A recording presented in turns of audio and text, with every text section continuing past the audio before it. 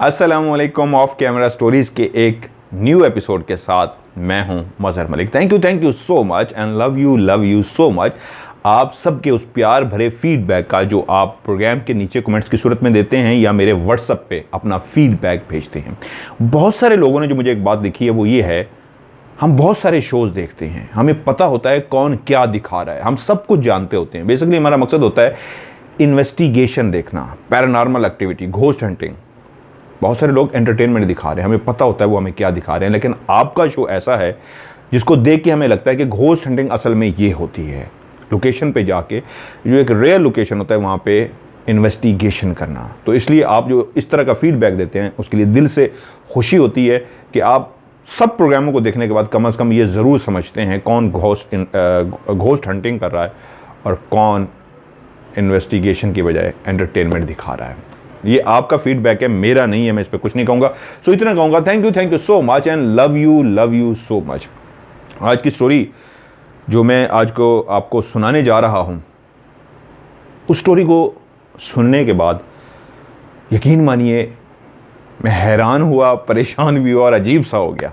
आप जब ये आज की स्टोरी सुनेंगे, एक सच्ची कहानी, तो आप लोग भी टेंशन में आ जाएंगे, यकीन मानिए डर जाएंगे, खौफजदा हो जाएंगे।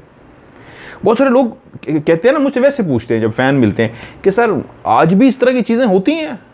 तो मैं आपको एक बात कहूँ, ये जो वाक़या आज का मैं सुनाने जा रहा हूँ एक सच्चा वाक़या, फ़र्ज़ी नाम उनका मैंने रख दिया उनके कहने पे, बिस्मा की जो कहानी है उनकी ज़िंदगी के साथ जुड़ी हुई। अभी वो 12 साल पहले दुबई में शिफ्ट हुई हैं, उससे पहले ये सारा वाक़या उनके साथ हुआ, यानी 10 साल पहले की कहानी लगा लीजिए। ये मैं इसकी एग्जाम्पल इस तरह देता हूँ जिस तरह आज भी पाकिस्तान में ऐसे बहुत, दुनिया में हैं, पाकिस्तान में ऐसे देहात, ऐसे छोटे छोटे विलेज मौजूद हैं जहाँ एक ही जगह पे इंसान और हैवान यानी कि गधा, कुत्ता, बिल्ली उसी तालाब से पानी पी रहे हैं और वहीं से इंसान भी पानी पी रहे हैं। बल्कि अरसलान हाशिर जो मेरे कैमरा मैन है उसके ऊपर एक वीडियो भी बना के लाए हैं, व्लॉग बना के लाए हैं, जिस जगह पे इंसान और हैवान इकट्ठे पानी पीते हैं। आज भी इस तरह की लोकेशन मौजूद है और उस जगह को देखिए, वो एक ऐसा छोटा सा देहात है जिसकी गलियों में, दुकानों में, मार्केट में घुस के आपको लगेगा कि आप पाकिस्तान बनने से पहले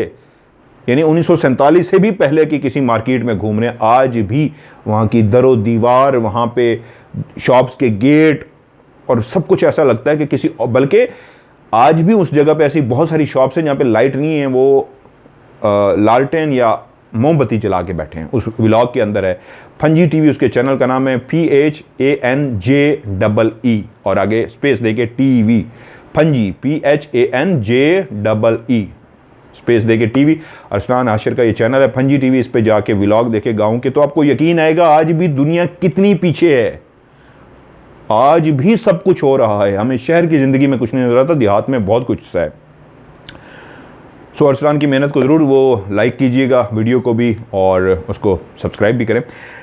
बिस्मा जी ने मुझे कहानी भेजी, एक सच्ची कहानी। उन्होंने कहा मेरा नाम आपने तब्दील कर देना है, फ़र्ज़ी नाम मैंने उनका रखा है बिस्मा।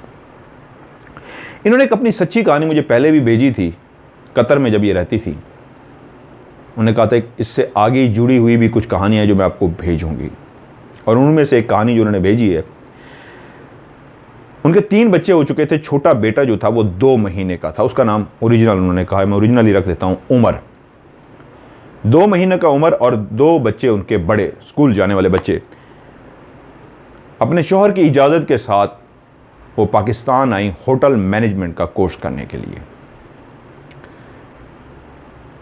हैदराबाद का एक सिटी लतीफ़ाबाद, उन्होंने पूरी लोकेशन लिख दी है, मैं पूरी नहीं बताऊंगा, ये रेल लोकेशन है। वहाँ पे उन्होंने आके एक घर किराए पे लिया। अम्मी अब्बू भी वहाँ पे रहते थे, रिश्तेदार भी रहते थे, बहुत सारे थे, लेकिन उन्होंने कहा क्योंकि मेरी एक शादीशुदा लाइफ है और मैंने अपने शौहर के साथ मुसलसल राब्ते में रहना है, और राब्ते का ज़रिया उस दौर में 2008 में इंटरनेट के ज़रिए था। जो दूसरी कॉल थी वो काफ़ी महंगी थी, व्हाट्सएप और इस तरह की चीज़ें थी जो बहुत बाद में आई। तो उस वक्त एक जो तरीका था बात करने था वो था कि आप स्काइप पे ऑनलाइन होते, वेब कैम ऑन करते और आप वीडियो के ज़रिए एक दूसरे को देख भी सकते थे, आपकी कैमरे के ज़रिए आधी मुलाकात हो जाती थी। तो ये एक प्राइवेसी होती है मियाँ बीवी की, तो बेहतर होता है कि आप माँ बाप के घर में रहने की बजाय एक अलग से रहें जहाँ पे आपके बच्चे भी हैं, क्योंकि आपको पता होता है कि आपका वहाँ पे गुजारा तो हो जाएगा, लेकिन सबकी एक प्राइवेसी होती है जो डिस्टर्ब होती है। सो उन्होंने फैसला किया कि बजाय मैं रिश्तेदारों या अम्मी अब्बू को तंग करूँ, मैं एक अपना किराए पे मकान लेती हूँ। जिस जगह का मैंने बताया, लतीफ़ाबाद हैदराबाद में, एक बहुत बड़ा बंगला, कनाल का बंगला, जिसके नीचे वाले पोर्शन में वो खातून जो उसकी ऑनर थी, लैंडलॉर्ड, और उसकी 2 बेटियां रहती थी, यानी वो मालिक मकान, उसकी 2 बेटियां रहती थीं, और ऊपर वाला पोर्शन बिस्मा ने किराए पे ले लिया। तकरीबन ऊपर जो बिल्डिंग बनी हुई थी वो 15 मरले पे तकरीबन वो घर था, काफ़ी बड़ा घर था। ये जो बंगला था, इसके 4 बेडरूम थे और चारों के चारों काफ़ी ज़्यादा बड़े बड़े बेडरूम थे। एक बहुत बड़ा हॉल था, किचन था, अटैच बाथ थे। लेकिन उस घर को देख के लगता था, है तो काफ़ी पुराना, लेकिन उस दौर का है जब कोई अमीर होता था तो बड़े बड़े अपने कमरे और बड़े बड़े घर बनवाए जाते थे। जब उस घर में शिफ्ट हुई तो उनको शुरू में ऐसा ज़रूर महसूस हुआ कि जैसे यहाँ पे नेगेटिव एनर्जी है, कोई अच्छी फीलिंग नहीं आ रही। इस घर में दाखिल होते ही लगता है कि काफ़ी अरसे से बंद है और इस घर को किराए पे भी नहीं दिया गया। इस मामले में उन्होंने मालिक मकान से भी ज़्यादा बहस नहीं की, अच्छी कीमत में किराए पे घर मिल गया तो ले लिया। जाते ही पहला काम जो उन्होंने किया, वहाँ पे इंटरनेट लगवाया और अपने कंप्यूटर के ज़रिए वेबकैम लगा के अपने शौहर के साथ राब्ते का सिलसिला शुरू कर दिया। जब वो शौहर ऑफिस में होते तो जब जब टाइम मिलता वो अपना वेबकैम ऑन करते और इधर से बिस्मा वेबकैम ऑन करती और दूबदू बैठ के बात करते। और जब रात होती तो सोने से 1 घंटा या 2 घंटे लाजमी वीडियो कॉल के जरिए दोनों की बात होती और फिर दोनों सो जाते। अब एक नई जिंदगी शुरू हो गई थी। पहले मियाँ बीवी इकट्ठे रह रहे थे, बच्चे भी साथ थे। अब वो कतर में और ये पाकिस्तान में थी और वाहिद जरिया था इंटरनेट एक दूसरे से बात करने का। सुबह बच्चे स्कूल चले जाते, उस छोटे 2 महीने के नन्हे उम्र के साथ वो अपना वक्त गुजारती, बोर हो जाती उस वक्त जब शौहर की कॉल ना आती। कॉल आती तो वो वक्त का पता ना लगता और वो बातें करती रहती। लेकिन जब तक बच्चे ना आते तो बिस्मा घर में अजीब अजीब सी रहती, क्योंकि हल्की फुल्की एक्टिविटीज़ उसको फील होती थी। लेकिन क्योंकि कतर में भी इस तरह के वाक़यात हो चुके थे तो अब इतनी पढ़ी लिखी और इतनी दिलेर हो चुकी थी कि वो इन बातों को इग्नोर करती, अवॉइड करती, अनजान सी बन जाती। जैसे दफ़ा करो यार, जिस तरह मैं कहता हूँ, मुझे कोई कहता है ना बैठो सर वो देखें ये क्या हो रहा है, मैं कहता हूँ छोड़ो यार, इस तरफ चल पड़े तो ध्यान इधर चले जाएगा, काम करो। ऐसा ही बिस्मा करती, उसको महसूस भी होता तो वो दफ़ा करती और अपने काम से काम रखती। दिन बहुत अच्छे गुजर रहे थे कि एक दिन शौहर की कॉल आई। वीडियो पे ही हमेशा ज़्यादातर बात होती थी। जो दूसरी कॉल थी वो काफ़ी महंगी थी, यानी कि PTCL के ज़रिए जो कॉल होती थी वो काफ़ी महंगी पड़ती थी। तो एक अच्छा ज़रिया था, याहू का उन्होंने एक ID बना लिया। तो याहू का एक मैसेंजर था, मैं सॉरी स्काइप कह गया, याहू का उन्होंने जो लिखा मैसेंजर था, दोनों के पास वही था। वो दोनों ऑन करते याहू मैसेंजर और उसके वेब कैम के ज़रिए एक दूसरे से बात करते, देखते भी रहते और बातें करते।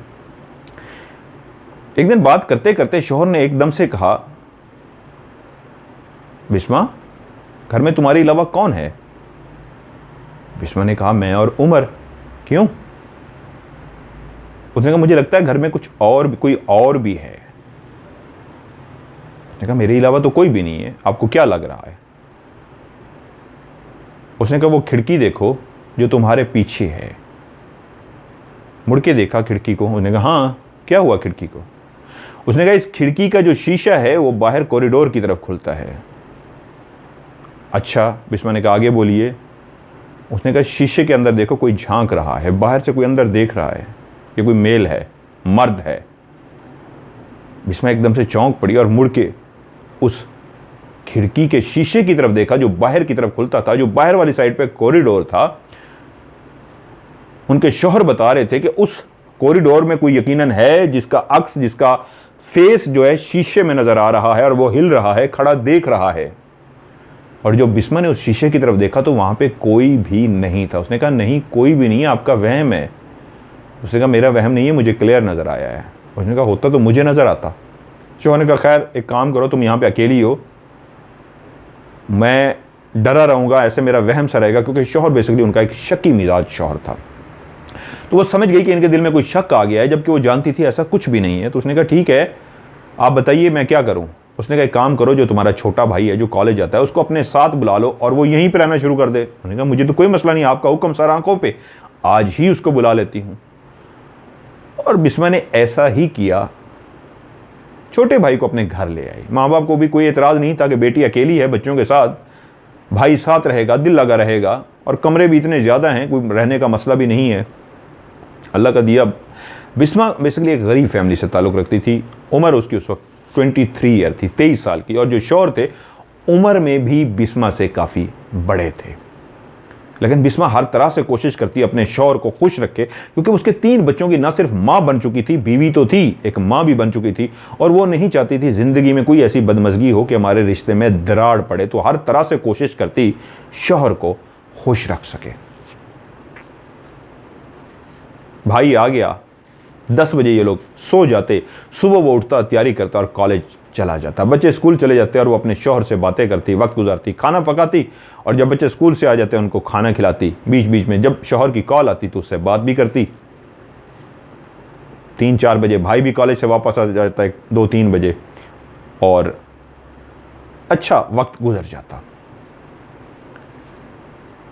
अभी कुछ दिन हुए थे कि वो वाकया हुआ था जब शीशे में कोई झांक रहा था, जो बिस्मा ने नहीं देखा था, वहां बैठे शौहर ने देखा था।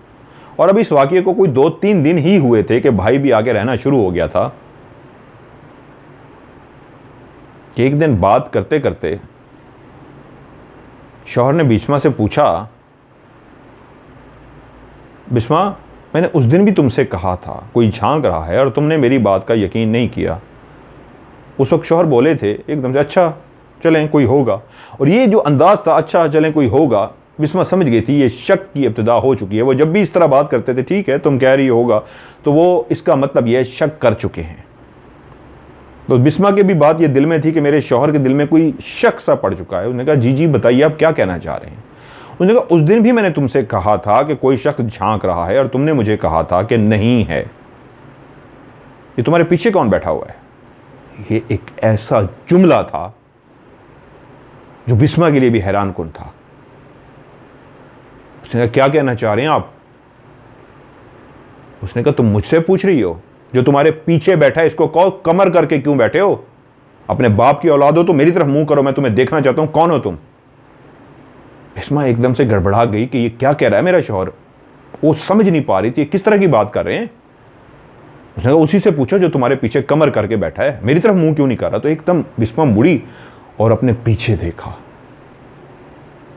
बिस्मा के पीछे कोई भी नहीं था। वो एकदम से मुड़ी और शौहर की तरफ देख के बोली कि क्या हो गया है आपको? कौन पीछे किसकी बात कर रहे हैं? कौन कमर करके बैठा है मेरी तरफ? तो उसने वेब कैम, वो जो कैमरा लगा हुआ था, उसका व्यू चेंज कर दिया। व्यू जब चेंज होता है तो आप चेंज कर सकते हैं, मतलब बहुत सारे लोगों को पता होगा, जिनको नहीं पता होगा मैं थोड़ा सा एक्सप्लेन करता हूं कि मतलब जो छोटी आप दूसरे को भी देख रहे होते हैं और आपकी छोटी सी वीडियो आ रही होती है, तो आप इसको चेंज भी कर सकते हैं कि उसकी वीडियो उसकी तरफ चली जाएगी, छोटी वीडियो आपकी बन जाएगी। तो उसने व्यू चेंज किया। जब व्यू चेंज किया तो अब बड़ी स्क्रीन पे, कंप्यूटर की स्क्रीन पे, पहले जहां पे बिस्मा अपने शौहर को देख रही थी, अब उस स्क्रीन पे व्यू चेंज हो चुका था। बिस्मा का व्यू पीछे जो था वो नजर आ रहा था। वहीं बिस्मा की आंखों ने देखा, जैसे ही वो व्यू चेंज हुआ, कैमरे ने दिखाया कि बिस्मा बैठी है, उसके पीछे एक ब्लैक शलवार कमीज पहने एक शख्स कमर करके बैठा हुआ था। और वो बिल्कुल इस तरह थोड़ी सी साइड पे बैठा था कि सही तरीके छुपा भी नहीं था और क्लियर नजर भी आ रहा था। वो चाहता बिस्मा के पीछे बैठ जाता तो काफी हिस्सा उसका छुप जाता, कुछ हिस्सा नजर आता, लेकिन वो इस अंदाज में बैठा था कि जैसे वो अपना आप दिखाना चाह रहा हो, बिल्कुल थोड़ा सा साइड पे होके। और बिस्मा ने अपनी आंखों से देखा कि शौहर शक नहीं कर रहा, सही कह रहा है, पीछे कोई ब्लैक शलवार कमीज पहने कमर करके मुंह दूसरी तरफ करके बैठा है। एकदम से बिस्मा भी चौंक गई, ये कौन है? और बार बार पीछे देखने की कोशिश कर रही थी और शौहर कह रहा था कि तुम मुझसे क्या छुपा रही हो, ये क्या चक्कर चल रहा है? अब तो मैंने अपनी आंखों से देख लिया, ये क्या ड्रामेबाजी लगा रखी है। तो बिस्मा जो इस वक्त उलझ चुकी थी इस बात से, उसको उस पीछे वाले का खौफ तो था ही, लेकिन इससे ज्यादा खौफ ये था कि उसकी ज़िंदगी का वाहिद मकसद उसका प्यार, उसकी इज्जत, उसके सर का ताज उसका शौहर था। उस वक्त उसके दिल में उससे ज़्यादा जिस चीज़ का खौफ था वो ये था कि पीछे कोई नहीं है, जो भी नज़र आ रहा है शौहर के दिल में मैल आ चुकी है और मेरा शौहर इंतहाई शक्की मिजाज है। इसके दिल में ऐसा कुछ चलना शुरू हो गया होगा जो वो एक औरत ही सोच सकती है कि या अल्लाह मेरा घर ना टूट जाए, या अल्लाह मेरा घर ना बर्बाद हो जाए। तो बिस्मा इसकी टेंशन छोड़ के शौहर को यकीन दिलाने में लग गई। आप मेरा यकीन कीजिए, मुझे पीछे कुछ नहीं नजर आया, मैंने भी देख लिया है ब्लैक शलवार कमीज में, लेकिन ऐसा कुछ भी नहीं है। समझिए ये कोई है जो मुझे नजर नहीं आ रहा, जो आपको नजर आ रहा है। औरत एक अपने शौहर को जिस तरह कायल कर सकती है, समझा सकती है, अपना यकीन दिला सकती है, वो इस तरह यकीन दिलाती रही। काफी उसने कोशिश की कि अपने शौहर को इस तरह यकीन दिला सके। वो अपनी इस कोशिश में किस हद तक कामयाब हुई वो नहीं जानती थी, लेकिन शौहर ने नाराजगी का इजहार करते हुए फोन बंद कर दिया। वो परेशान हो गई। एक ऐसी लड़की जो एक गरीब घराने से ताल्लुक रखती हो तो उसके लिए जीना मरना उसका शौहर होता है, क्योंकि उसकी इज्जत भी होती है, उसका वकार भी। वही शादी, वही एक रिश्ता होता है।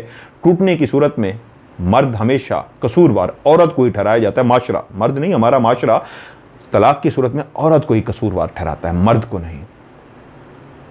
तो वो डर गई, या अल्लाह ये क्या हो रहा है। अब वो सोचना शुरू हो गई कि मुझे चाहिए मैं इस घर को तब्दील कर लूँ, मैं क्या करूँ, ये क्या हो रहा है। हल्की फुल्की नेगेटिव एनर्जी तो मुझे महसूस हो रही थी।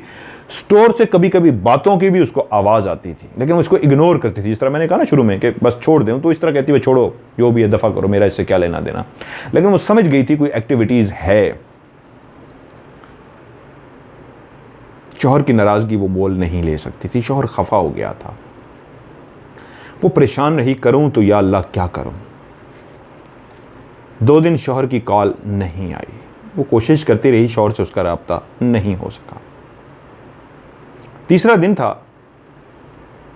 किचन में बच्चों को खाना बनाकर वो खिला रही थी। बच्चों के साथ डाइनिंग टेबल पे बैठी वो उनको खाना खिला रही थी।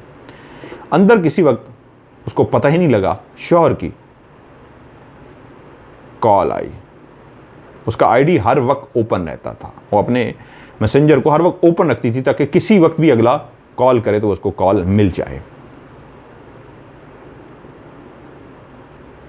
ताकि ये ना हो कि वो इंटरनेट डिस्कनेक्ट हो और वो कॉल करे उसको कॉल ना मिल सके। इसलिए 24 आवर उसका ऑन रहता था। बल्कि एक लाइन भी मैं उनकी कहना भूल गया।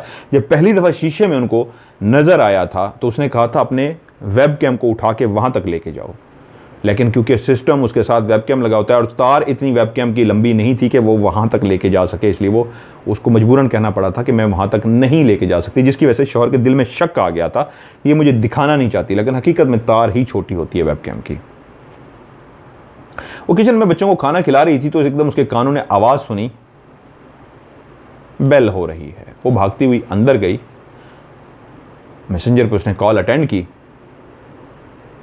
तो शौहर की आवाज़ आई, बिस्मा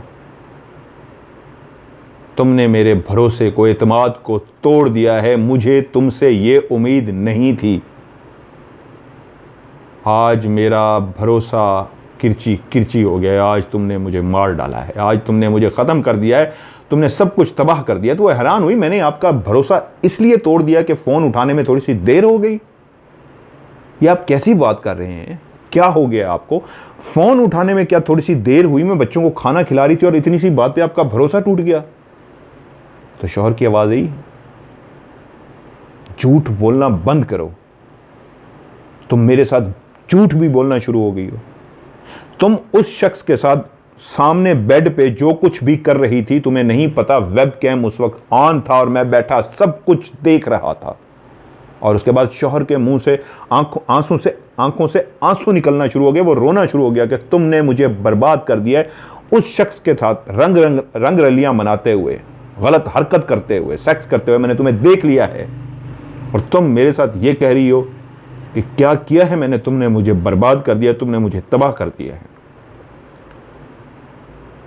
वो एकदम से परेशान हो गई कि या अल्लाह ये क्या कह रहे हो? कह रही है कि मैं अभी किचन में बच्चों को खाना खिला रही थी, काफी देर से मैं वहां पे हूं और आप कह रहे हैं अभी अभी वेब कैम ऑन था, कुछ 3 मिनट पहले वेब कैम बंद हुआ है और आप बैठे कुछ देख रहे थे, ऐसा गलत मलत सा। रुकें 1 मिनट। वो गई, बच्चों को बुला के लाई, कहा बच्चों को कहा, बेटा मैं क्या कर रही थी?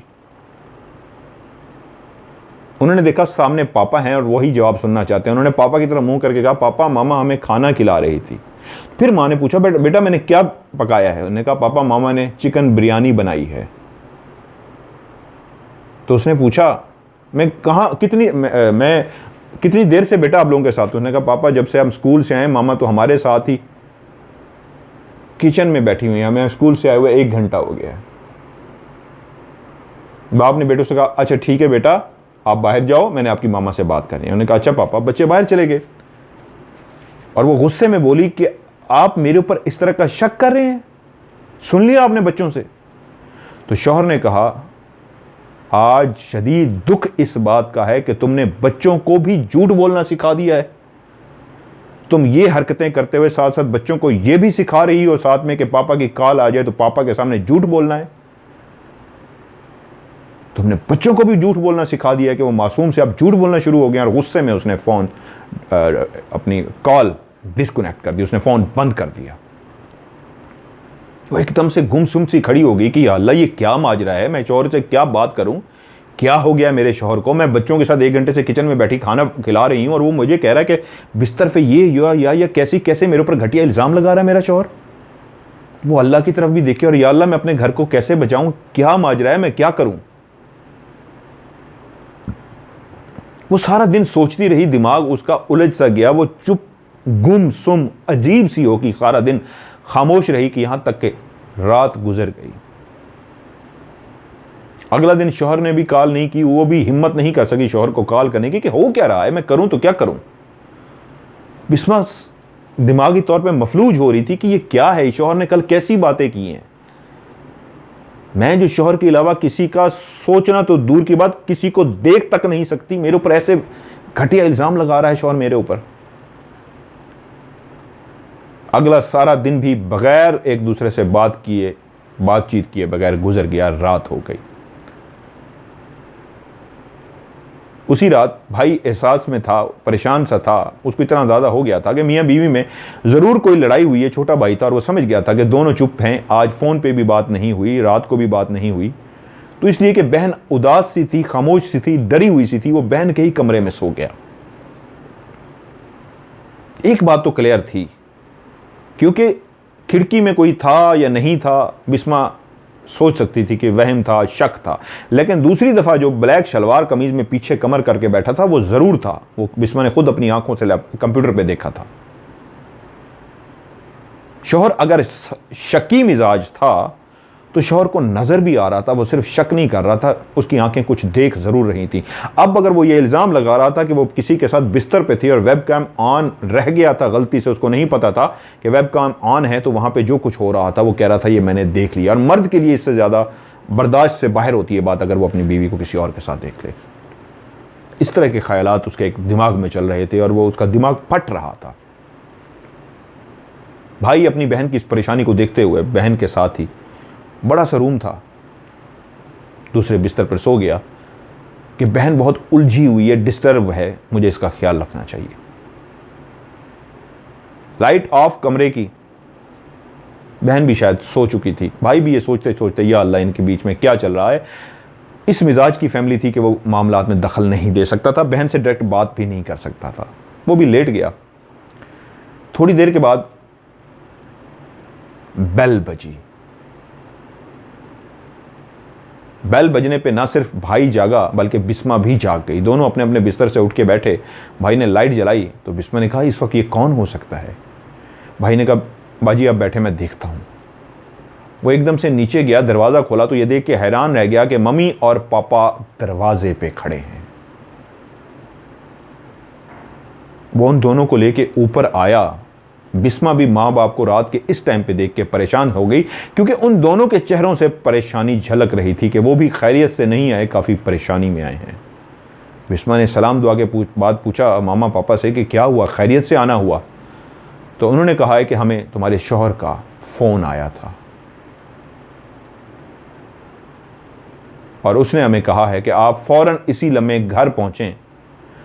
बिस्मा ने दरवाजे के पीछे किसी मर्द को छुपाया हुआ है। और आप अपनी आंखों से जाके देख लें कि बेटी क्या कर रही है। मैंने अभी वेब कैम पे देखा है, दरवाजे के पीछे कोई छुपा हुआ है। बिस्मा को नहीं पता वेब कैम ऑन है। और जब वो कमरे में आए और ये बताई बात उन्होंने, तो एकदम से उनकी भी निगाह उस लैपटॉप की तरफ, उस कंप्यूटर की तरफ गई जो बंद था।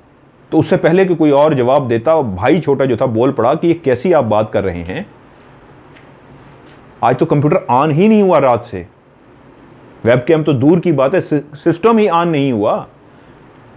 और आज सारा दिन मैं घर पे ही मौजूद हूं, मैं बाहर भी नहीं गया कॉलेज से जब मैं वापस आया हूं। और मैं सोया भी इसी रूम में हुआ था, कहीं और नहीं सोया था। अगर ये ऑन होता मुझे जरूर पता चल जाता, ये तो ऑन ही नहीं हुआ। तो उन्होंने कहां से वेब कैम पे देख लिया। और वो भाग के दरवाजे की तरफ गया, ये देखें दरवाजा, ये किस तरह की वो बातें कर रहे हैं। भाई को भी गुस्सा आ गया, मां बाप भी सिचुएशन को समझ गए। और उसी वक्त कॉल मिलाई बिस्मा ने अपने शौहर को, और वही बातें जो उसके भाई ने कही थी रिपीट की उसके शौहर के सामने कि आज क्या हुआ, मैं इस कमरे में सोया हुआ था। वही सारी बातें जो उसने मां बाप को बताई थी उसको शौहर को भी बताया। तो बिस्मा ने परेशान होकर कहा, मैं सिर्फ एक बात जो मुझे समझ आई है, जो मैं कर सकती हूं, वो ये है, मैं कल ही इस घर को छोड़ देती हूं।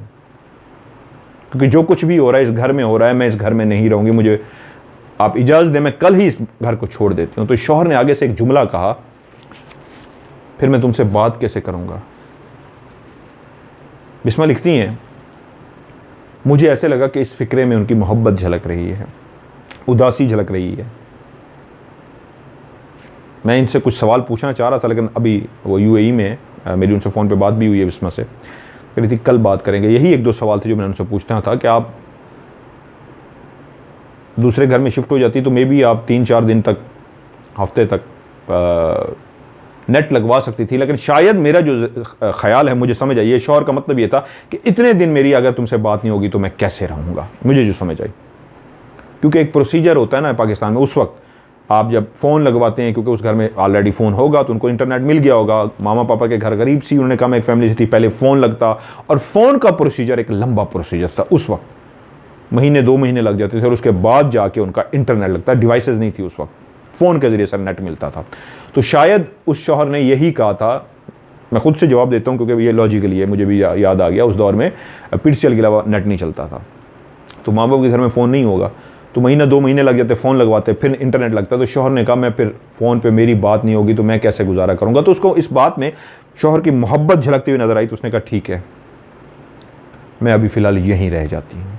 तो माँ बाप के सामने बात लड़ाई वाली, गुस्से वाली ख़त्म हो गई और एक तरह से सुलह हो गई। और माँ बाप के सामने जब स्टोरी का अंदाज़ा हुआ तो उसने कहा, माँ बाप के सामने ही, शौहर भी सामने सुन रहे थे, माँ बाप भी। तो बिस्मा ने कहा, मैं कल ही मस्जिद के इमाम साहब को बुला के और बच्चों को बुला के कुरान मजीद इस घर में पढ़वाती हूँ, तिलावत करवाती हूँ, ख़त्म दिलवाती हूँ, और जो कुछ मुझसे हो सकता है मैं इस तरह कराती हूँ ताकि ये एक्टिविटी सारी यहाँ पे बंद हो। अगले दिन फौरी तौर पे इमाम मस्जिद से रब्ता हुआ, वो बच्चों को लेके आ गए, बच्चों ने बैठ के कुरान पढ़ा, और एक जो सिलसिला होता है वो सारा सिलसिला किया गया। शाम को जब इमाम मस्जिद वहाँ से जाने लगे तो उन्होंने कहा, बेटी तुमसे एक बात करनी है। बिस्मा ने कहा, जी मौलवी साहब बोलिए। बोले, बेटी तुम्हारे ऊपर कोई बहुत बड़ी आफत आने वाली है। मैं कुछ और तो नहीं जानता, लेकिन इतना ज़रूर जानता हूँ बेटी, अल्लाह ताला से मैं दुआ मांग के तौबा करके कहता हूँ बेटी, आयतुल कुर्सी का ज़्यादा से ज़्यादा विर्द किया करो, क्योंकि तुम्हारे ऊपर एक बड़ी, बहुत बड़ी आफत आने वाली है। आयतुल कुर्सी के ज़िक्र से शायद वो बड़ी आफत से छोटी आफत में तब्दील हो जाए। अल्लाह रहम करे, हालात ये बता रहे हैं कि कोई बड़ी आफत का शिकार होने वाली हो तुम। उसने कहा, मौलवी साहब आपने बात छेड़ी है तो मैं आपको बता ही देती हूँ हो क्या रहा है। और उसने वो सारी बात उनको बता दी। मौलवी साहब ने जब बात सुनी तो वो बोले, मेरे इल्म के हिसाब से यही बात ही मुझे महसूस हुई थी, वो जो भी है उसने तुम्हें नहाते हुए देख लिया है और वो तुम्हारे ऊपर आशिक हो गया है। और वो जो कुछ भी ये कर रहा है वो इसलिए कर रहा है कि तुम्हारे शौहर के दिल में तुम्हारे लिए नफ़रत पैदा हो जाए, और वो जान के इस तरह कर करके तुम्हारे शौहर को दिखा रहा है कि तुम दोनों दूर हो जाओ, ये रिश्ता ख़त्म हो जाए। वो जो भी है मेरे इल्म के हिसाब से बेटी मुझसे बहुत ताकतवर है, मैं उसको निकाल नहीं सकता, सिर्फ बता ही सकता हूँ। मेरे पास सिर्फ इतना इल्म है, इससे ज़्यादा नहीं है, सिवाय इसके कि अल्लाह ताला से तुम्हारे लिए दुआ करूँ और तुम आयतुल कुर्सी का विर्द किया करो। इजाज़त ली और चलते गए, चलते बने। डरी हुई तो वो भी थी, खौफज़दा तो थी, लेकिन वो जो बात कह गए थे, बेटा तुम पे कोई बड़ी आफत आने वाली है, दिल खौफ, वहम, टेंशन, ये तमाम चीज़ें जगह बना गई दिल के अंदर कि मेरे ऊपर अल्लाह रहम करे, पता नहीं कौन सी मुसीबत आने वाली है। लेकिन इतना तो वो जान गई थी, वो जो भी खबीस इस घर में है वो उस खबीस की वजह से हो रहा है। आयतुल कुर्सी का उसने मुसलसल विर्द शुरू कर दिया और काफ़ी दिन तक फिर कोई ऐसा वाक़या नहीं हुआ। वो रोज़ाना विर्द करती और एक बात सोचती कि वो कैसा चालाक और मक्कार है कि जब शौहर कॉल करता है तो उस वक्त ही कोई जलवे दिखाता और हरकतें करता है, जब कॉल बंद हो जाती है तो अपना आप महसूस भी घर में नहीं कराता था। वो मुख्तलिफ रूम्स में जाती, हर जगह पे जाती, महसूस करने की कोशिश की थी, उसको कुछ भी ना दिखाई देता, ना यहाँ तक कि महसूस तक भी ना होता, सिवाय उसके जब शौहर कॉल करता तो उस वक्त ये हरकतें होती थी। कुछ दिन खैरियत से गुजरे, शौहर और का रवैया बिल्कुल ठीक हो गया। वो अपने शौहर के साथ गपशप करती रही, खुश थी कि अल्लाह की रहमत हो गई है। कुछ दिनों के बाद उसने बच्चों के लिए चिकन की, मुर्गी की लेग पीस, 6 लेग पीस बच्चों के खाने के लिए बनाए, अपने लिए और भाई के लिए खाना बनाया। वो शौहर से फोन पे बैठी बात कर रही थी कि शौहर ने कहा तुम आखिर चाहती क्या हो। फिर हैरान हुई, शौहर का रवैया, लहजा आज फिर बदल सा गया था। उसने कहा फिर क्या हुआ। उसने कहा क्या तुम चाहती हो किसी और के साथ, तुम्हारा दिल लग गया है, अगर तुम किसी और के साथ घर बसाना चाहती हो तो तुम मुझे खुल के क्यों नहीं कह देती। उसने कहा ये आप कैसी बातें कर रहे हैं, मैंने आपके साथ रहना है, क्यों इस तरह की बातें करें, मैंने किसी और के साथ क्यों घर बसाना है, ये क्या हो गया आपको एकदम से। उसने कहा अगर तुमने किसी और को पसंद नहीं किया, तुम्हारे दिल में कोई और नहीं है, माना कि हमारी उम्र में फ़र्क है, तुम बहुत जवान हो, अगर ऐसा नहीं है, माना मैं शक्की भी हूं, लेकिन जो मेरी आंखें देखती हैं मैं उसका क्या करूं। तो उसने पूछा क्या देखती हैं अब आपकी आंखें। तो उसने कहा पीछे मुड़ के देखो।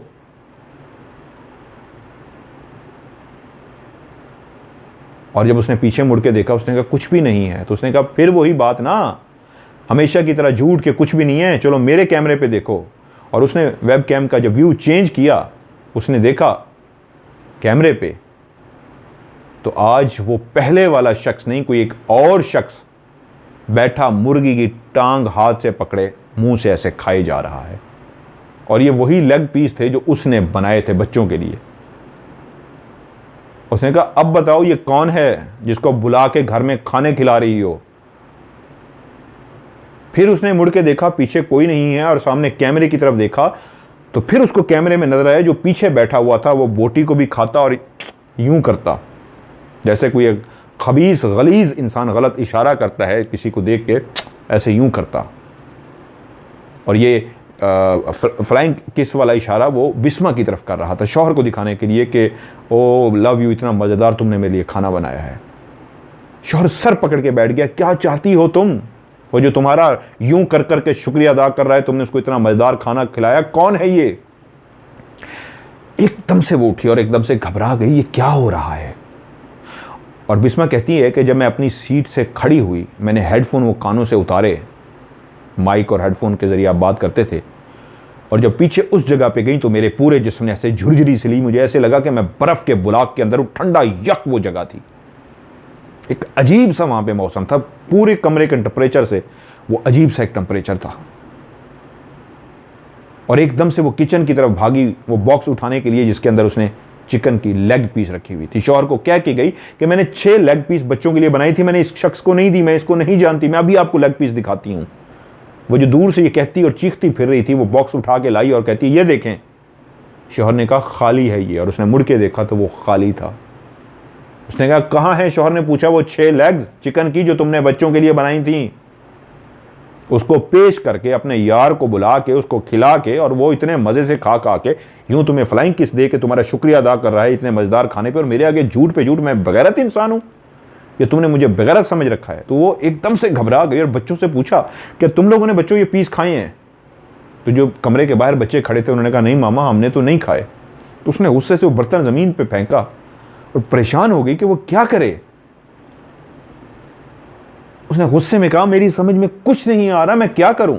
तो आगे से शौहर ने कहा कल भी तुम मेरे साथ ऐसे ही लड़ी थी, आज फिर लड़ लो। तो एकदम से चौंकी और शौहर की तरफ देखा। जो गुस्से में अभी बोली थी उसको एहसास हो गया कोई शौहर के साथ इस तरह गुस्से में नहीं बोलती, लेकिन वो इस वक्त भी गुस्से में बोली थी, शौहर के साथ नहीं बोली थी, अपने ऊपर गुस्से में चिल्लाई थी कि या अल्लाह मैं क्या करूं। तो शौहर ने जब कहा लड़ लो मेरे साथ, तो वो हैरान हो गई, लड़ लो? मैंने तो कल इसके साथ कोई लड़ाई नहीं की। तो उसने कहा कौन सी लड़ाई? उसने कहा अभी भूल भी गई, कल तुम मेरे साथ इतना ज्यादा लड़ी हो, इतना ज्यादा बहस की है, और बहस दर बहस की है, मैंने तुम्हें जितना समझाया है तुम फिर भी बाज नहीं आई, मैंने माफी मांगी है, तुमने फिर भी मेरी बात नहीं सुनी, सिवाय इसके कि लड़ाई किए गई हो और शदीद लड़ाई की है तुमने। अगर तुम्हें मैं इतना ही बुरा लगता हूं कि तुम एक रात पहले मुझसे शदीद लड़ रही हो और अगले दिन तुमने अपने यार को बुला के मेरे पीछे बिठा दिया और कहोगी कि वो नहीं है, ठीक है, आज के बाद मैं तुम्हें कॉल नहीं करूंगा, भाड़ में जाओ तुम। गुस्से का इजहार करके अजीबोगरीब सी बातें करके उसने फोन बंद कर दिया। अब बिस्मा ये सोच रही थी कि मैं एक ऐसे घर से ताल्लुक रखती हूं जहां माँ बाप अपनी बेटी को रवाना करते हुए एक बात जरूर कहते हैं, नहीं कहते तो उनकी आंखें जरूर ये मैसेज देती हैं, बेटा इस घर को, अपने घर को जितना भी हो सके बचाने की कोशिश करना, कंप्रोमाइज करना। आज वक्त बदल गया है, ये मैं उस वक्त की बात कर रहा हूं जो इस तरह की फैमिलीज होती हैं, पढ़ी लिखी होती हैं, बच्ची को, अपनी बेटी को रुखसत करते हुए जरूर आंखों के जरिए, बातों के जरिए पैगाम देते हैं, बेटा कंप्रोमाइज करना, बस कोशिश करना ये घर टूटे ना, नहीं तो माशरे में हम किसी को मुंह दिखाने के काबिल नहीं रहेंगे। और बिस्मा इस बात को जानती थी कि मेरे घर को कुछ हुआ जहां मैं तबाह हो जाऊंगी, दुनिया मुझे ताने मारेगी, वहां मेरे माँ बाप भी इस काबिल नहीं रहेंगे कि किसी को मुंह दिखा सके। और जहां पे कोई और बहन भी हो तो उसकी जिंदगी भी अजीरन हो जाती है कि ताने मारते हैं, एक तो बसी नहीं, पता नहीं यहां बसती, दूसरी बसती भी नहीं, अगर वो अनमैरिड है, उसकी शादी नहीं हुई तो उसके रिश्ते नहीं आते, कि पहली को तलाक हो गई है, पता नहीं ये क्या गुल खिलाए, इसको भी रहने दो। तो बिस्मा कैसे लड़ाई कर सकती थी अपने शौहर से? और बिस्मा ने लिखा, मुझे बताया कि मैं तो सोच भी नहीं सकती थी, मेरे शौहर जैसा भी कहते, जो भी करते, मैं फिर भी कोशिश करती थी कि अब 3 बच्चे हो गए, इनका सहारा कौन बनेगा? जहां माँ बाप की इज्जत पे हार जाएगा, इनका तीनों का क्या होगा? और वो परेशान हो गई। उसने कहा आज इनका गुस्सा है, कल इनको फ़ोन करूंगी। कल उसने अपना आईडी जो हर वक्त ऑन रहता था उस पर कॉल की, काफ़ी कॉल की, वो उन्होंने नहीं उठाई। सारा दिन वो याहू मैसेंजर से कॉल करती रही, शौहर ने कॉल नहीं उठाई। अगले दिन भी ऐसा हुआ तो उसने फैसला किया कि अब वो खफा हो गए हैं, मैं उनको दूसरे फ़ोन से, PTCL से कॉल करती हूँ। वो महंगा ज़रूर था लेकिन उनको मनाना मकसद था।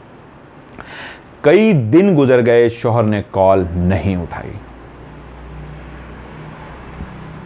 बिस्मा ने भरपूर कोशिश की कि किसी तरीके शौहर से उसकी बात हो जाए, लेकिन बिस्मा और उसके शौहर की बात नहीं हो सकी।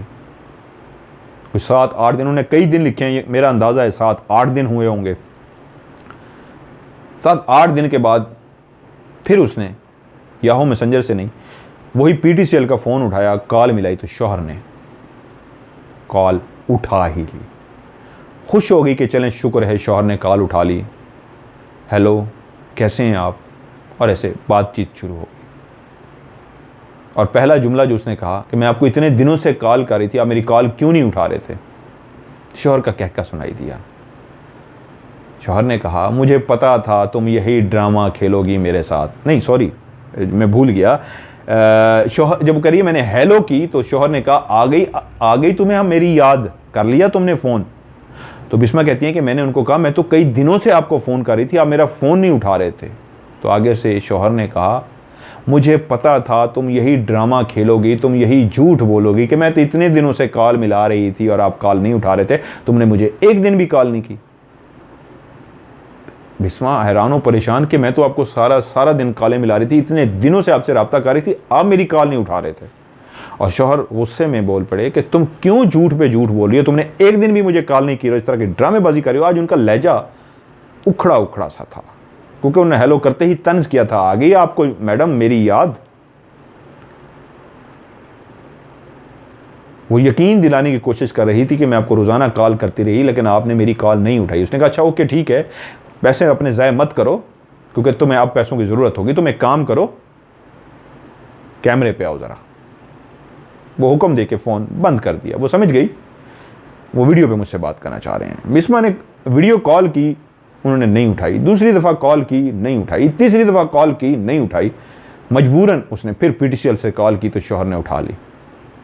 तो शौहर बोले क्यों नहीं कॉल की, डर रही हो ना कॉल करते हुए, क्योंकि तुम्हें वीडियो कॉल में कैमरा ऑन करना पड़ेगा और आज भी वो यार तुम्हारे घर में बैठा होगा, तुमने इसलिए मुझे वीडियो कॉल की बजाय दोबारा पीटीसीएल पे कॉल की है। वो हैरान हो गया कि मैंने आपको इतनी दफ़ा कॉल की, आपने अटेंड नहीं की। उसने कहा तुमने मुझे एक दफ़ा भी कॉल नहीं की, फिर झूठ बोल रही हो। अगर तुमने मुझे एक दफ़ा भी कॉल की होती, मैं अपने मैसेंजर पे बैठा होता, मैं फ़ौरन तुम्हारी कॉल उठाता, लेकिन मुझे पता है तुम्हारा, तुम मुझे कॉल नहीं करोगी। वो जिसको घर बुला के चिकन पीस खिलाती हो, चिकन लेग खिलाती हो, आज भी वो घर में होगा ना, तो कैसे वेबकैम ऑन करेगी, क्योंकि फिर मैं उसको देख लूँगा, फिर तुम्हारी चोरी पकड़ी जाएगी। ओके तुम परेशान ना हो, मैं तुम्हारी परेशानी का आज हल कर देता हूँ। तो मुझे ये बताओ तुम्हें मेरा पैकेट मिल गया है? बिस्मा बोली कौन सा पैकेट, मुझे तो कोई पैकेट नहीं मिला। उसने कहा हाँ मैंने रवाना कर दिया है इतने दिन से, आज या कल में, कल परसों तक तुम्हें पैकेट मिल जाएगा। बिस्मा की एकदम दिल की धड़कन तेज हो गई, वो परेशान सी हो गई और बोली क्या है उस पैकेट में?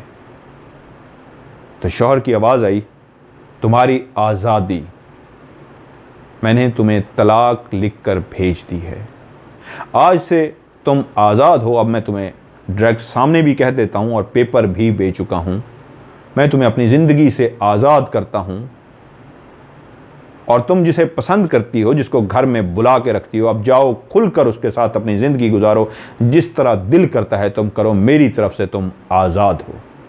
और उसके बाद उसने फ़ोन बंद कर दिया। एक ऐसा धमाका था, एक औरत के लिए इससे बड़ा धमाका नहीं हो सकता। फ़ोन उसके हाथ से छूट गया और उसकी टांगें कांप रही थी, दिल की धड़कन तेज थी और उसके पूरा जिस्म इस तरह मुसलसल कांप रहा था। कुछ देर के बाद जब उसको होश आई कि वो जिंदा है, एक जिंदा लाश, और अपने कमरे में खड़ी है और ये कुछ हो चुका है, होश जो ख़त्म हो गए, दिमाग जो माउफ हो गया था, बंद हो गया था, दिमाग जब वापस आया और उसको होश आया कि ये कुछ हो चुका है, तलाक हो चुकी है, मेरी ज़िंदगी ख़त्म हो गई है, तो एक बहुत बड़ी चीख के साथ जनूनी कैफियत के अंदर वो पागल सी लड़की भागी कमरों के अंदर और वो कह रही थी ऊंची ऊंची आवाज़ में तुम जो भी हो मेरे सामने आओ, तुमने मेरी ज़िंदगी को बर्बाद कर दिया है, मैं तुमसे नहीं डरती, आओ मेरे सामने आओ, कौन हो तुम?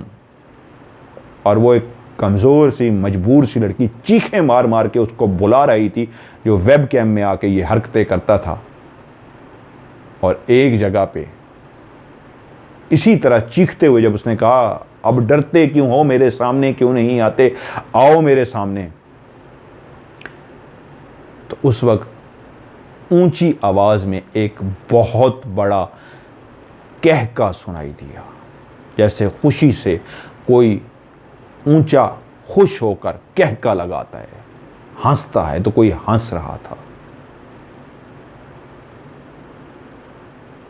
तलाक के बाद यकीनन जहां माँ बाप बहुत डिस्टर्ब हो गए, भाई परेशान हो गया और बिस्मा एक जिंदा लाश सी बन गई, तो उन्होंने मुझे लिखा है कि सर आपकी कहानी को बहुत सारे लोग सुनते हैं, क्योंकि आगे भी अभी है जो मैंने सुना नहीं उनकी कहानी, लेकिन यहीं पे उन्होंने मुझे लिखा कि सर बहुत सारे लोग हैं जो आपकी कहानी को मेरी तरह गौर से सुनते हैं। तो मैं अपनी ज़िंदगी की ये कहानी शेयर ना करती, मैं आज इस जगह पे हूँ, मेरी जॉब डिस्टर्ब हो सकती है, लोगों को पता लग सकता है, लेकिन एक नेक मकसद है, मैं लोगों को स्पेशली मर्दों को एक पैगाम देना चाहती हूँ कि जब आप किसी औरत को छोड़ते हैं तो औरत उसी दिन मर जाती है। जो गैरतमंद और इज़्ज़तदार औरत होती है वो मर जाती है। कसूर किसी का भी हो, माशरा यही समझता है कि औरत ने कोई गलत हरकत, गलत काम किया होगा जिसकी वजह से उसको शौहर ने तलाक दी है। तो खुदारा ज़िंदगी में इतना बड़ा फैसला लेने से पहले एंड तक तस्दीक ज़रूर कर लिया करें कि असल में मामला है क्या। क्योंकि मेरे शौहर भी अगर तस्दीक कर लेते, इतने जज्बाती ना होते, जो इतने दिनों वो मुझसे राब्ते में नहीं रहे, अगर वो फैसला लिखने से पहले मुझसे बात कर लेते या किसी और से राब्ता करके इस पूरे मामले की अच्छी तरह तहकीक कर लेते, तो शायद ये जो गलत फहमी इतनी बढ़ा दी गई थी, मैं अपनी कोशिश के बावजूद अपने शौहर को नहीं समझा पाई, तो मेरा घर टूटने से, बर्बाद होने से बच जाता। और कहते उस दिन मुझे पता लगा कि एक तलाक याफ्ता औरत के लिए पाकिस्तान जैसे माशरे में रहना कितना मुश्किल है। उस कमज़ोर सी लड़की ने 2 दफ़ा खुदकुशी करने की कोशिश की। शायद अभी अल्लाह ताला को और कुछ मंजूर था। वो दोनों दफ़ा उसकी खुदकुशी नाकाम हो गई, क्योंकि यकीनन सी बात है उस तलाक के बाद वो माँ बाप के घर चली गई और दोनों दफ़ा ही अल्लाह ताला ने उसको बचा लिया। शायद अभी उसके मरने का वक्त नहीं था, वरना वो अपनी तरफ से भरपूर 2 दफ़ा कोशिश कर चुकी थी कि ज़िंदगी को ख़त्म कर दे। माँ बाप ने हर उस पीर, फ़कीर, आमिल, जाहिल, जितने भी इस तरह के ड्रामेबाज बैठे हैं, सबके पास पैसा भी दिया, बेटी का इलाज भी कराया, लेकिन नतीजा सिफर रहा।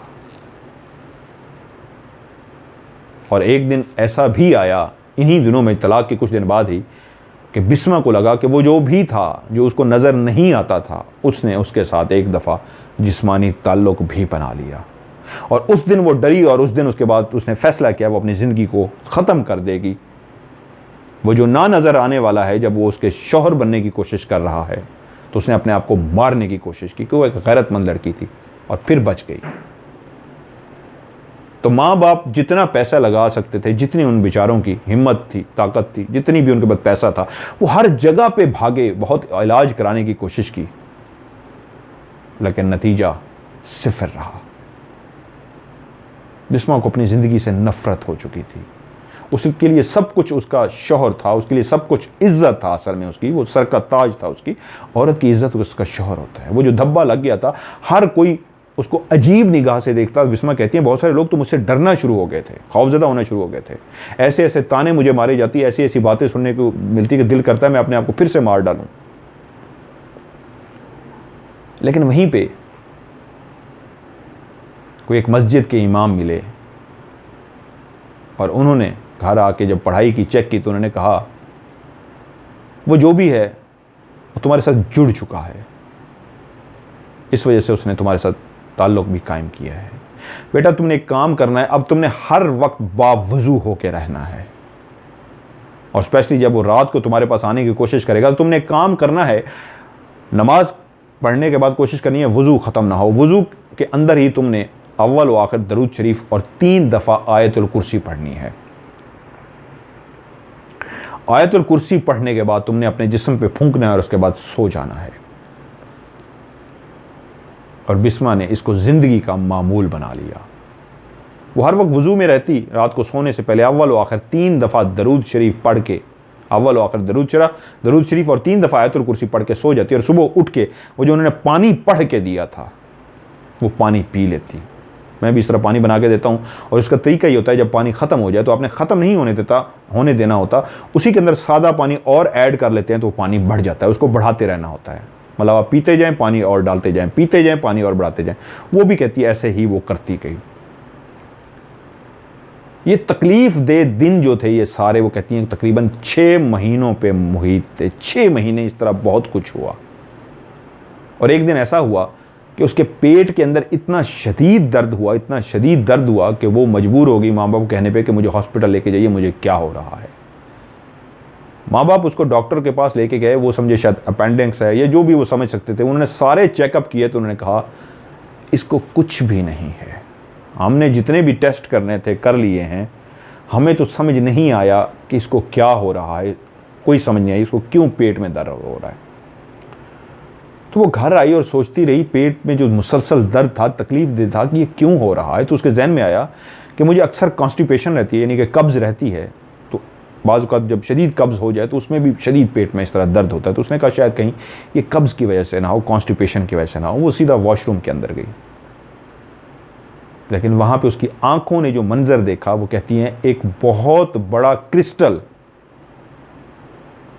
नीचे निकल के गिरा। बहुत बड़ा क्रिस्टल नीचे निकल के गिरा, लेकिन सिर्फ क्रिस्टल नहीं गिरा, एक मर्द की आवाजें थी जो शदीद चीखों पुकार करती हुई आवाज थी। चीखें मार रहा था वो मर्द। जब वो क्रिस्टल निकल कर गिरा तो उसी के साथ ही एक मर्द की चीखें मारने की आवाज थी, और वो इतनी ऊंची हो गई चीखें मारने की आवाज कि बाहर उसकी अम्मी अब्बू ने भी वो क्लियर आवाजें सुनी और भाग के बाथरूम तक गए और खटका के बेटी से पूछा क्या हुआ। तो वो जो शदीद तकलीफ में थी, जब वो क्रिस्टल निकल के नीचे गिरा और वो जब चीखें आई तो उसको ऐसे लगा जैसे ज़िंदगी में सुकून सा आ गया है। तो उसने एक ठंडी सांस ली और माँ बाप से कहा मैं ठीक हूँ, आप परेशान ना हों। और जब बाहर आई तो माँ बाप ने कहा ये हमने एक मर्द की चीखने की आवाज़ें सुनी हैं। तो उसने माँ बाप को बताया कि इस तरह एक बड़ा सा क्रिस्टल निकल के गिरा है और उस वक्त ये चीखें आनी शुरू हो गई हैं। और वो आखिरी दिन था जब उसके बाद उसकी ज़िंदगी में तो सुकून आ गया, लेकिन बिस्मा कहती है जो असल मेरा नुकसान हो चुका था, शोहर मुझसे दूर हो चुका था, तो अब ज़िंदगी में मुझे कोई ऐसे लगा कि इस सुकून का क्या फ़ायदा। वो जो भी था वो भाग गया था, चला गया था, उसकी ज़िंदगी से दूर हो गया था, क्योंकि अब हर वक्त वो वज़ू में और आयतुल कुर्सी पढ़ती थी। तो शायद वो क्रिस्टल की सूरत में इस तरह निकला था। उसको लगा कि ज़िंदगी में सुकून नहीं आया। बज़ाहिर सबको ये लग रहा था कि बिस्मा की ज़िंदगी में अब सुकून आ गया, वो चला गया है, लेकिन जो उसका शौहर था वो उससे दूर हो गया था। उसकी ज़िंदगी वैसे ही बेसुकूनी हो चुकी थी।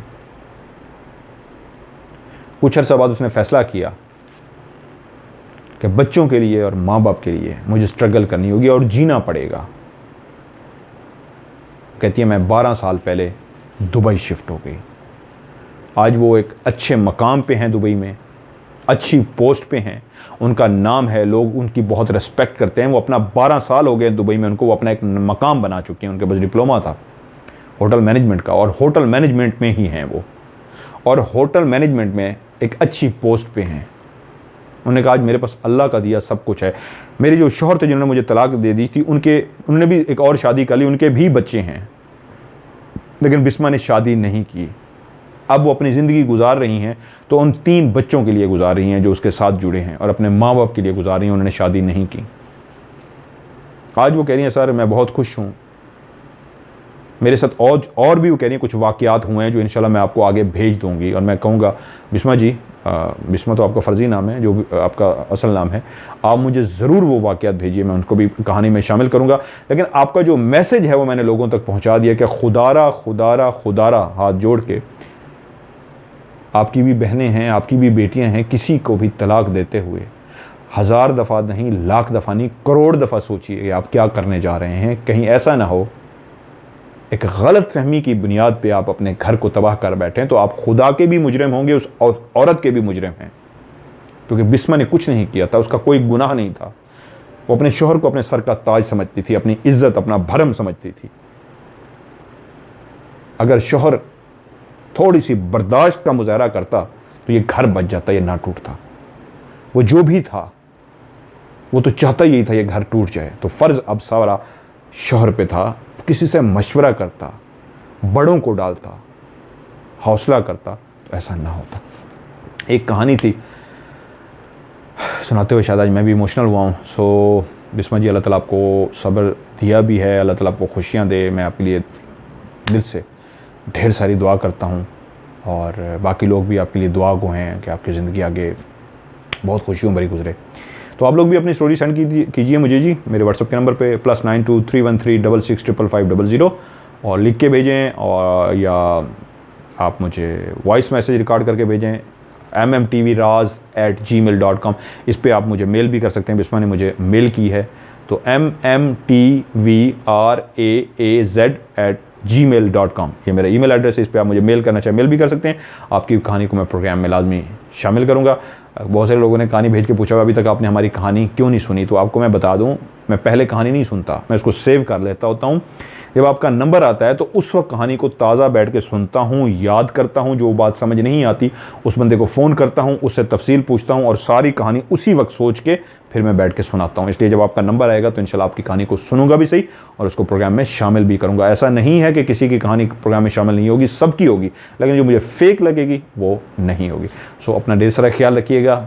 आई love you so much. Allah ताला आप सब लोगों को खुश रखे। आमीन सुम आमीन। खुदा हाफिज़।